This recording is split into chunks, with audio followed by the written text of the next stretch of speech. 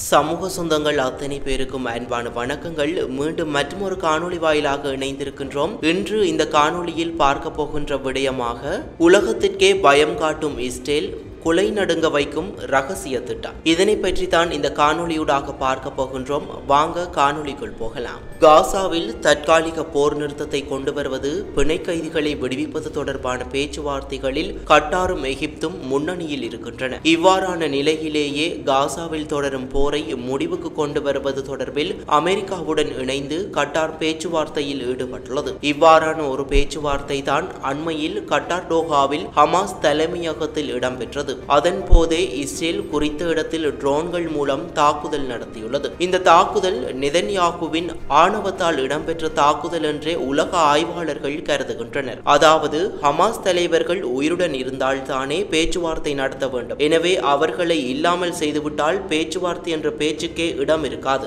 அதனால் தான் முன்னரே ஹமாஸின் பெரும் தலைகளில் பெரும்பாலானோரை இஸ்ரேல் படுகொலை செய்துள்ளது. தற்போது எஞ்சியுள்ளவர்களையும் படுகொலை செய்துவிட்டால் யாருடனும் பேச்சுவார்த்தைக்கு செல்ல வேண்டிய தேவையில்லை. எனவே அவர் நினைத்ததை சாதித்து விடலாம் என்பதே அவரின் நோக்கமாக இருக்கின்றது. எனவேதான் கட்டார் மீது திடீர் தாக்குதலை மேற்கொண்டதோடு அந்த தாக்குதலுக்கு தாமே பொறுப்பு எனவும் உடனடியாகவே அறிவித்தலையும் விடுத்திருந்தார். அது மட்டுமல்லாது இந்த தாக்குதலுக்கு தாம் மட்டுமே பொறுப்பு என்றும் அமெரிக்காவிற்கும் அந்த தாக்குதலுக்கும் எந்தவிதமான தொடர்பும் இல்லை என்றும் கூறியிருந்தார் நெதன்யாகு. ஆனால் அமெரிக்க அதிபர் டொனால்ட் ட்ரம்ப் தமக்கு முன்னரே இஸ்ரேல் அறிவித்திருந்தது எனவும் தன்னுடைய தனிப்பட்ட செயலாளரிடம் கட்டாருக்கு அறிவிக்குமாறு தான் கூறியதாகவும் தெரிவித்திருந்தார். ஆனால் கட்டார் தாக்குதல் இடம்பெற்று 10 நிமிடங்களின் பின்னரே தமக்கு அமெரிக்கா அறிவித்தது எனவும் தெரிவித்திருந்தது. இந்த முன்னுக்கு பின் முரணான கருத்துக்களை பார்க்கும் போது இந்த போர் நிறுத்தத்தை ட்ரம்ப் கட்டுப்படுத்துவதற்கு திராணியற்றவராகவே இருக்கின்றார் அல்லது போரை முடிப்பதற்கு விரும்பவில்லை என்றே கூற வேண்டும். இவ்வாறு அமெரிக்காவின் பின்னால் ஒளிந்து கொண்டு நெதன்யாகு நடத்தும் போர் தான் தோன்றித்தனமானது. அந்த யுத்தம் தொடர்பில் இஸ்ரேலுக்குள்ளேயே எதிர்ப்புகள் எழுந்தன. ஆனாலும் அந்த எதிர்ப்புகள் தொடர்பில் பெரும்பாலான விடயங்கள் வெளியுலகிற்கு தெரியப்படுத்தப்படுவதில்லை. யூதர்கள் பாலஸ்தீனத்தை தனிநாடாக அங்கீகரிப்பதற்கு தயாராக இல்லை என்றாலும் அவர்களுக்குள்ளும் இடதுசாரி சிந்தனை கொண்ட இஸ்ரேலியர்களும் இருக்கின்றார்கள். அவர்கள் காசா மீதான இஸ்ரேலின் போரை விரும்பாதவர்கள். அது மட்டுமல்லாது பிணை கைதிகளின் உறவினர்கள் கூட இந்த போரை விரும்பவில்லை. ஆனாலும் காசா மீது தற்போது வரை போர் மேற்கொள்ளப்பட்டு கொண்டே இருக்கின்றது. இஸ்ரேலில் இருந்து ஹமாஸ் 50 பேரை பிணை கைதிகளாக பிடித்துச் சென்றது. அவர்களில் தற்போது 20 பேரே உயிருடன் இருப்பதாக கூறப்படுகின்றது. எனவே ஹமாஸ் அந்த 20 பிணை கைதிகளையும் 30 சடலங்களையும் இஸ்ரேலிடம் ஒப்படைத்து விட்டால் இஸ்ரேல் காசா மீது போர் தொடுப்பதற்கான காரணமே இல்லாது போகும்.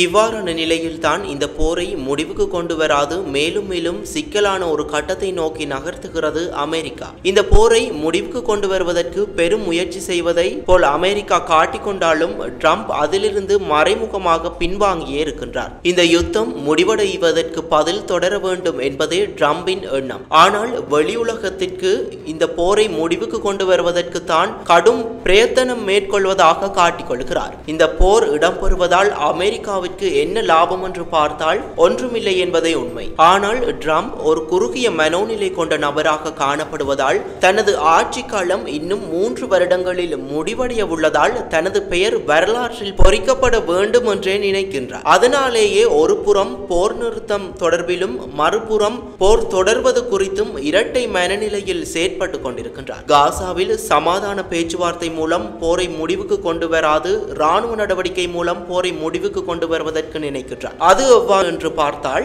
காசாவில் இருக்கும் 25 லட்சம் மக்களையும் கொசாவை விட்டு வெளியே தள்ள காசாவை மீண்டும் புனரமைத்து அதனை ஒரு பாதுகாப்பு வலயமாக உருவாக்கி இஸ்ரேலியர்களை பாதுகாப்புடன் வாழ்வதற்கான ஏற்பாட்டை செய்துவிட்டு அதன் பின்னர் காசாவில் இருந்து வெளியேற்றியவர்களை மீண்டும் குடியேற்றி அவர்களுக்கு வீடமைத்து கொடுப்பது தொடர்பிலேயே அவர்களின் திட்டம் அமைந்துள்ளது. அமெரிக்கா மற்றும் இஸ்ரேலின் திட்டம் இதுவாக இருக்குமானால் காசாவில் தற்போது வாழும் 25 லட்சம் மக்களும் எங்கு செல்வார்கள்? இது ஒரு அப்பட்டமான இன அழிப்பாகவே தெரிகின்றது. இந்த தொடர் போரில் அமெரிக்காவே பின்னணியிலிருந்து இஸ்ரேலையும் நெதன்யாகுவையும் ஆட்டி வைக்கின்றது என்பதும் சந்தேகத்திற்கிடமின்றி அனைவரும் புரிந்து கொள்ளக்கூடியதாகவே இருக்கின்றது. ஏனெனில் ட்ரம்ப் இந்த போரை முடிவுக்கு கொண்டு வருமாறு நெதன்யாகுவிடம் கூறினாலே அவர் நிச்சயமாக போரை முடிவுக்கு கொண்டு வந்து விடுவார். அதாவது ட்ரம்பை எதிர்த்து அவரால் போர் புரிவதற்கு துணிவு இல்லை. அவர் ட்ரம்பை எதிர்க்கும் அளவிற்கு தைரியசாலியும் கிடையாது. எனவே தன்னை வரலாற்றில் பதிவு செய்வதற்காகவே ட்ரம்ப் இந்த போரை தொடர்வதற்கே விரும்புகின்றார். ஆனால் இந்த போர் அவருக்கு ஒரு கரும்புள்ளியாகவும் இருக்கும் என்பதும் பலரது கருத்தாக இருக்கின்றது. ட்ரம்ப் ஹமாஸ் தலைவர்களை அழைத்து பேச்சுவார்த்தை நடத்தினாலும் உள்ளுக்குள் அவர் போரை தொடர்வதற்கே விரும்புகின்றார். அதற்கமையவே இஸ்ரேலும் இந்த போரை முடிப்பதற்கு பதிலாக தொடரவே விரும்புகின்றது. ஏனெனில் ஹமாஸ் நிரந்தர போர் நிறுத்தத்தையே விரும்புகின்றது. ஆனால் இஸ்ரேல் அதனை ஏற்பதற்கு தயாராக இல்லை. ஹமாஸ் அமைப்பை வேருடன் கருவறுக்க வேண்டும் என்பதே இஸ்ரேலின் நோக்கம். எனவே போர் நிறுத்தம் என்றால் அவர்கள் மீண்டும் எழுந்து விடுவார்கள், அவர்களை முற்றாக தடயமே இல்லாது அழித்தொழிக்க வேண்டும் என்பதே நோக்கம். அதனால் தான் பேச்சுவார்த்தைகள் ஒரு புறம் நடந்தாலும் மறுபுறம் காசா மீதான இன அழிப்பு போர் தொடர்ந்து கொண்டே இருக்கின்றது. எனவே தற்காலிக போர் நிறுத்தத்திற்கு மட்டுமே இஸ்ரேல் ஒப்புக்கொண்டுள்ளது. அதேவேளை பிணை கைதிகளையும் விடுதலை செய்ய வேண்டும் என ஹமாஸிடம் கூறியுள்ளது இஸ்ரேல். தற்போது ட்ரம்ப் நோபல் பரிசு பெறுவதை நோக்காக கொண்டு இதனை செய்தாலும் அவருக்கே தெரியும் தனக்கு நோபல் பரிசு கிடைக்காது என்பது. ஏனெனில் அவர் ஒரு இடதுசாரி இல்லை. எனவே அவர் சமாதானத்தை கொண்டு வந்தாலும் அவருக்கு நோபல் பரிசு என்பது எட்டாக்கனியாகவே இருக்கும். எனவே இஸ்ரேலில் இருக்கும் யூதர்கள் மத்தியிலும் அமெரிக்காவில் இருக்கும் யூதர்கள் மத்தியிலும் ட்ரம்புக்கென்று ஒரு தனி இடம் இருக்கின்றது. எனவே அவர்கள் மூலமாகத்தான் வரலாற்றில் இடம் பிடித்து விட வேண்டும் என்பதே அவரின் நோக்கமாக இருக்கின்றது. இவர் முதல் அமெரிக்காவின் அதிபராக இருக்கும் போதே இஸ்ரேலை ஒரு தனி நாடாக சில அரபு நாடுகள் அங்கீகரித்ததோடு இஸ்ரேலுடன் ராஜதந்திர உறவையும் பேண ஆரம்பித்திருந்தன.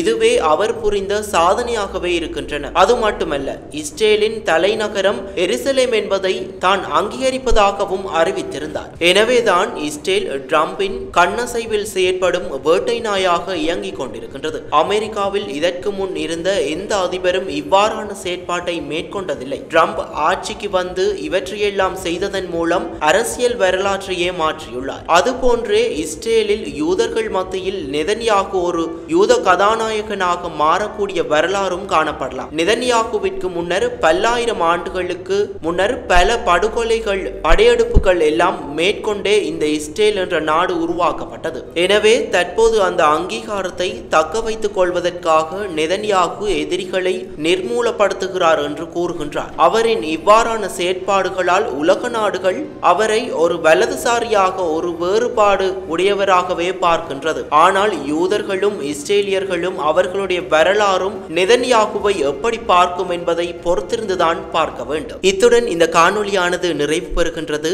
மீண்டும் இன்னொரு காணொளி வாயிலாக சந்திப்போம். நன்றி, வணக்கம். இது போன்ற பல செய்திகளை தெரிந்து கொள்ள நம்முடைய சமூக மீடியா யூடியூப் சேனலை சப்ஸ்கிரைப் செய்து அருகில் உள்ள பெல் பட்டனை கிளிக் செய்யுங்கள். மேலும் செய்திகளை உடனுக்குடன் தெரிந்து கொள்ள சமூகமீடியா.com என்ற இணையதளத்தின் வாயிலாக எங்களுடன் இணைந்திருங்கள்.